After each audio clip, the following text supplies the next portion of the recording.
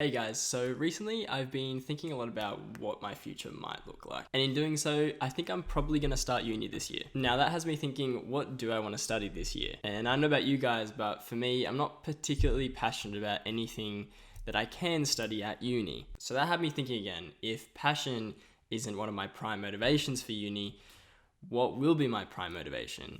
And I know we're told not to have this as a prime motivator, but when we're really honest with ourselves, there is one thing that motivates absolutely everyone for their job, and that is money. So without further ado, here is the top 10 highest paying jobs in 2020. So I did some research and I came across the Good Universities Guide, and they did a great job because they looked at the income statistics of the ATO and figured out what the highest paying salaries are of this year. So starting off at number 10, we have engineering managers. There are over 25,000 engineering managers in Australia, and they earn an average taxable income of $147,000.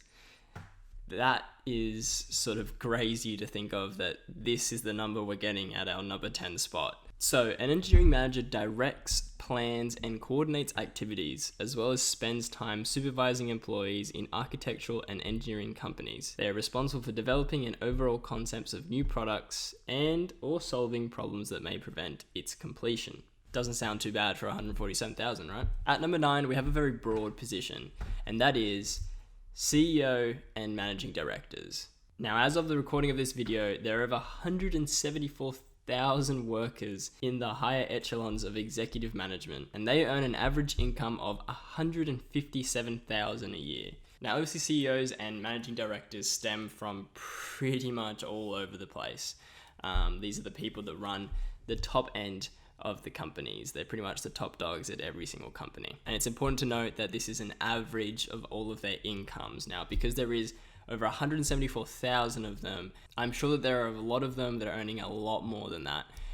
But still, I wouldn't be complaining with it. Now, at number 8, we've got mining engineers. There are currently over 8,000 mining engineers who earn a wage of $167,000 a year. Now, mining engineering is the extraction of valuable ores from the ground for processing and utilization. It involves all phases of mining operations, from exploration, discovery, through to feasibility, development, production, processing, and marketing. Now, I've been doing my research and I've even found that mining engineering has actually been in the top 10 highest paid jobs within Australia since 2013.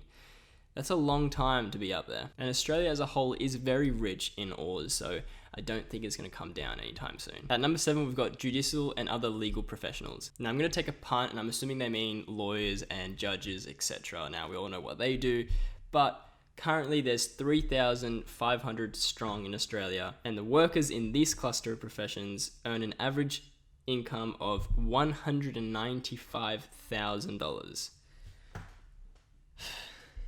Now, at number 6, we have other medical practitioners. Again, I'm not sure exactly what they mean by that, but I'm going to take another pun and say that it's not exactly your specialty areas of medicine, but more so your common GP. Nevertheless, these guys are racking in $204,000 a year, and there's over 28,000 Australians working in this field. All right, moving on to number 5. We have psychiatrists. Now, coming up to this point, I've actually haven't been surprised by this list, but this one definitely gave me a bit of a shock. I didn't actually think psychiatrists made this much money. But currently, as it stands, there's over 2,800 employees who earn an average income of $216,000. Okay, moving on to number 4. We have financial dealers. Now, there's roughly 4,500 financial dealers in Australia, and they all earn an approximate income of $261,000. Now, a financial dealer's job is to buy and sell commodities and securities for profit under their own name. They tend to monitor the financial marketplace and use their own capital for transactions. So pretty much they're in the same space as a stockbroker or a financial investment manager. So we've come to the final 3, and it really isn't any surprise to me that these final 3 are all in the realm of medicine. And at number 3, we have internal medicine specialists. Now, I had no idea what this meant, so I Googled it, and roughly they seem like a glorified sort of GP. They're still able to work as a GP and sort of, do the basic things a doctor that you might go to would, but they specialize on treatments like diabetes, high cholesterol, high blood pressure, sinus infection, allergies, all that sort of stuff. And these guys are making approximately $300,000 each year. And there's 8,500 of them out here in Australia. It's crazy. Now, number 2, we have anaesthetists. There are over 3,000 anaesthetists nationwide, and they earn an average taxable wage of $367,000. That is crazy. We've really hit sort of the upper echelon of these last 3. Now, before all you guys rush to quit your jobs and apply to be an anaesthetist, I did a quick Google search and found that they need to complete an undergraduate degree of 4 years. Then after that, they need to do another 4 years of medical school. After that, they have to internship for a year. Then they have to do some residency thing for 3 years before they can start making that money. So after 12 years of all that, I think they definitely deserve to get paid that much a year. Okay, so what you've all been waiting for. At number 1, with 4,000 Australians making an average taxable income of $400,000 is surgeons.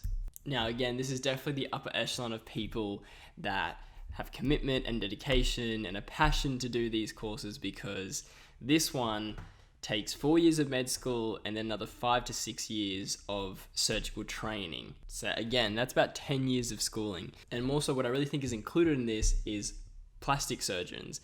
And it takes 13 years to become one of them. But yeah, it's mind-blowing to think that someone can be making $400,000 a year, and just to think about everything they could do with that money. They could invest, in 3 to 4 years, they could invest so hard that they actually wouldn't need to work at their job anymore. They could just live off their investments.